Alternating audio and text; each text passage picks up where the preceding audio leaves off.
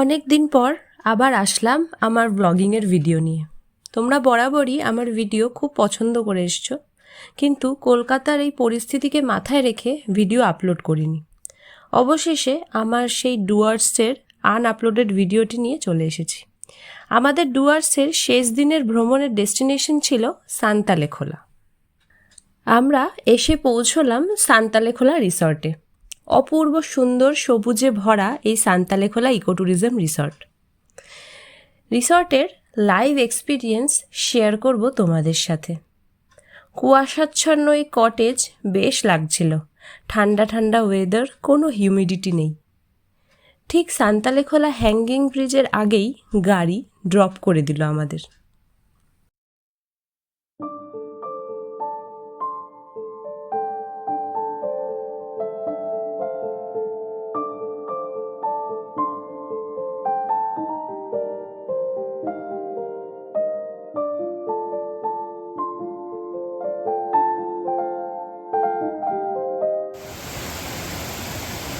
আমরা চলে এসেছি সান্তালেখোলাতে। এই হলো ইকো ট্যুরিজম রিসর্ট এটা। আর পুরো জঙ্গলের একদম মাঝখানে আমরা রয়েছি। পাশেই পাহাড়ি জল বা নদী কিছু একটা বয়ে চলেছে, দুই পাশে ছোট ছোট খুবই ছোট ছোট নালার মতো দেখতে। আর আর ওইখানে আমাদের গাড়িটা দাঁড় করিয়ে দিল। তারপরে আর গাড়ি আসার কোনো স্কোপ নেই, তাই আমরা হেঁটে হেঁটে এলাম এই অবধি। এইবার হলো এটা হচ্ছে সান্তালেখোলার হ্যাঙ্গিং ব্রিজ।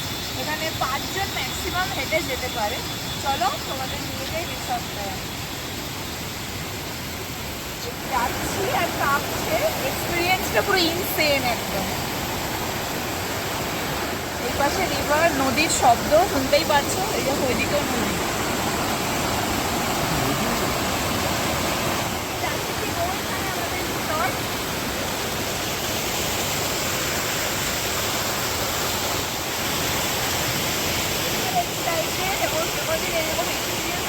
আমারও হয়নি কখনো।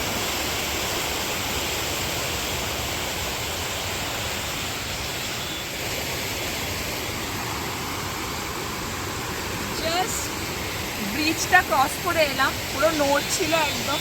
আর এই হলো দেখো জঙ্গলটা, একদম ঘন জঙ্গল, কেউ জানে না কি আছে ভেতরে। খুব এক্সাইটিং, ভয়ঙ্কর এবং সুন্দর। এই এবার যাচ্ছি আমরা রিসর্টের দিকে, চলো দেখি।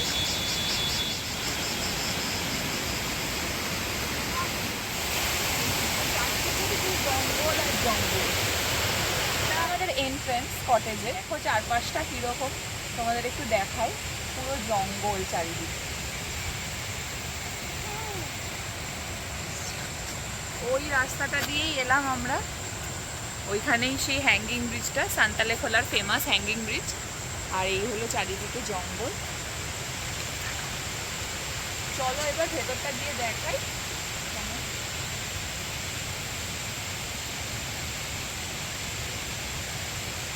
সপ্তাহে মাত্র 2-3টে বুকিং হচ্ছে, কিন্তু সেপ্টেম্বর মাসের পর এখানে পুরো ফুল থাকে বুকিং। আমি সমস্ত বুকিংয়ের ডিটেলস দিয়ে দেবো ডেসক্রিপশন বক্সে। চলো তোমাদের এবার দেখাই কটেজগুলো কি।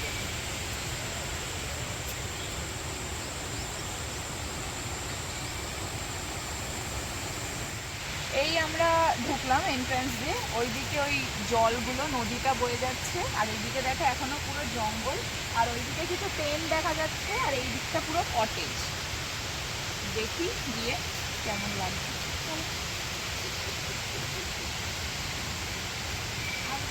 জায়গাটাকে সান্তালেখোলা ওয়াইল্ডারনেস ক্যাম্পও বলে। সমস্ত কটেজেসগুলো ওইদিকেই রয়েছে, উপর নিচ করে রয়েছে সব। আর এই দিকে ডান দিকে কিছু টেন্টস রয়েছে, আর বাঁদিকে কিছু টেন্টস রয়েছে। আর ওই দিকে রয়েছে রিসেপশন। আর এই পাশটায় বাঁদিকটায় জল বয়ে যাচ্ছে, সেই আওয়াজ শোনা যাচ্ছে। দেখো এই দিকেও টেন্টস রয়েছে, সামনে থেকে দেখো কেমন লাগছে দেখতে। আর ঠিক বাঁদিকেও রয়েছে টেন্টগুলো। খুব সুন্দর বসার জায়গা প্লাস টেন্ট করা। অসাধারণ এক্সপিরিয়েন্স হবে যখন টেন্টে থাকবে। আর ওই হলো রিসেপশন। আর ওদিকে কিছু টেন্ট আর কটেজ রয়েছে।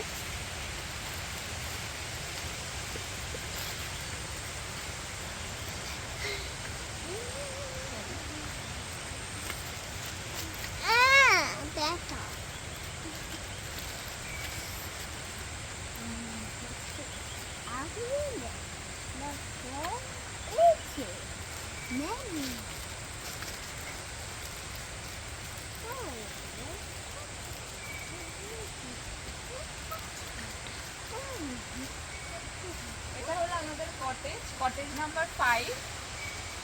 খুব সুন্দর ভেতরটা। আর ওই দিকেও কতগুলো কটেজ রয়েছে।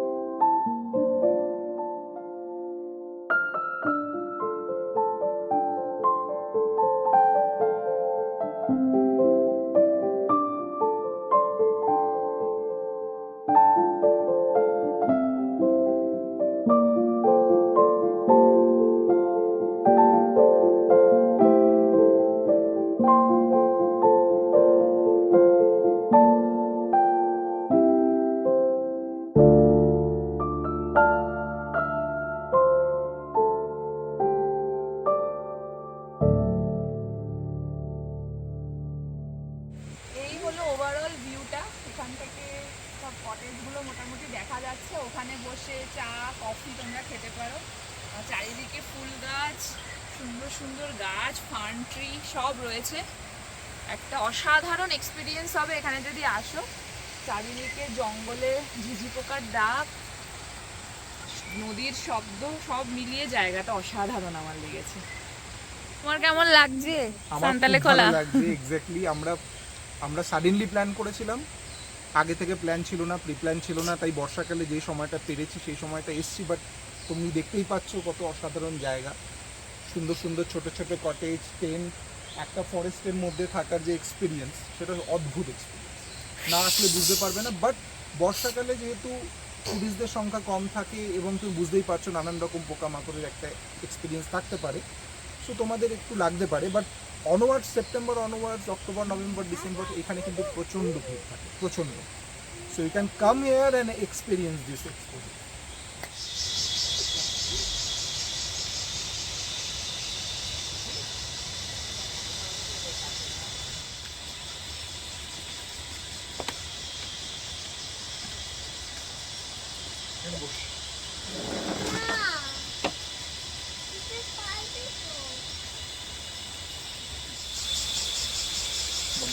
বাবা কি আছে?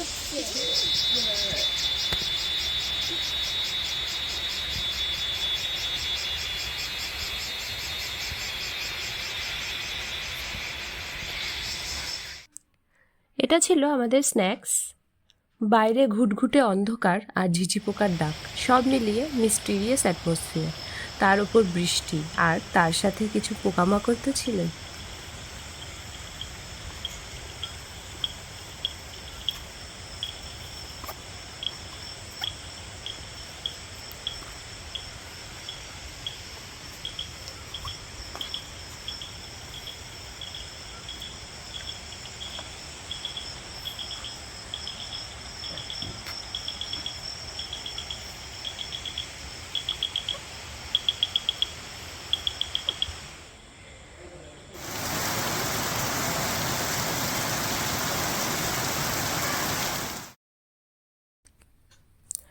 পরদিন সকাল হলো, আমরা প্যাকিং করে বেরিয়ে পড়লাম বাড়ির উদ্দেশ্যে।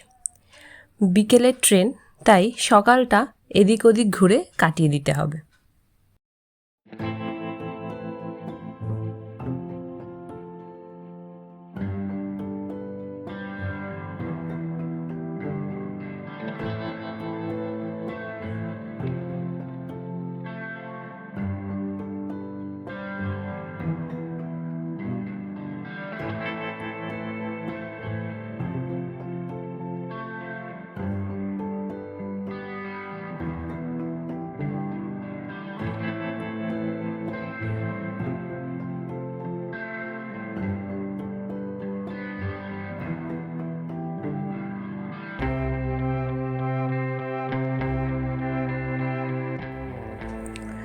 একটি হনুমান মন্দির আছে এখানে, বেশ সুন্দর। ওখানে একটু ঘুরে ফিরে আমরা চললাম মোনাস্ট্রির দিকে। পৌঁছলাম মোনাস্ট্রি দুপুর 12টার সময়, কিন্তু সেটি হলে দুপুর 1টায়। কিছুটা সময় এদিক ওদিক কাটিয়ে বেরিয়ে এলাম। বেশ সুন্দর, আরও বড় মোনাস্ট্রিটা, পিসফুল ভীষণ রকমভাবে।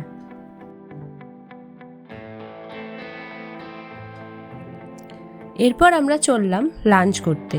আমাদের ড্রাইভার ছিল সাহেব, সে লাঞ্চ করিয়ে পৌঁছে দিল আমাদের স্টেশনে। তোমরা যদি ডুয়ার্সে নিশ্চিন্তে ঘুরতে চাও তাহলে আমাদের ড্রাইভার সাহেবের সাথে ঘুরতেই পারো। ও কিন্তু দার্জিলিং, কালিম্পং, ডুয়ার্স, আলিপুরদুয়ার সমস্ত রকম ট্যুর করিয়ে থাকে। নমস্কার, আমার সাথে 3 দিন ট্যুর করলেন সুস্মিতা ম্যাডাম। লাভারে সব 7 পয়েন্ট লোকাল ট্যুর করলেন। জানি না কেমন লেগেছে, আশা করি ভালো লেগেছে। আপনারা যারা এই ভিডিও দেখবেন সবার কাছে রিকোয়েস্ট, বেশি করে দেখে আসবেন।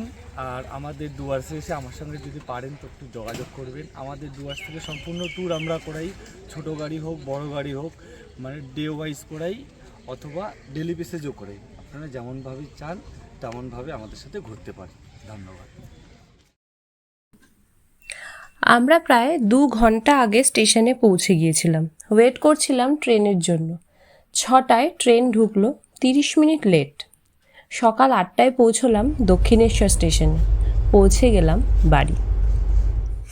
আমার এই ভিডিওতে কমেন্ট করে জানিও তোমরা কবে যাচ্ছ ডুয়ার্স। 15 সেপ্টেম্বরের পর কিন্তু সাফারিও ওপেন হয়ে যাচ্ছে। দেখা হচ্ছে খুব তাড়াতাড়ি নতুন কোনো কলকাতার ব্লগ নিয়ে। বাই।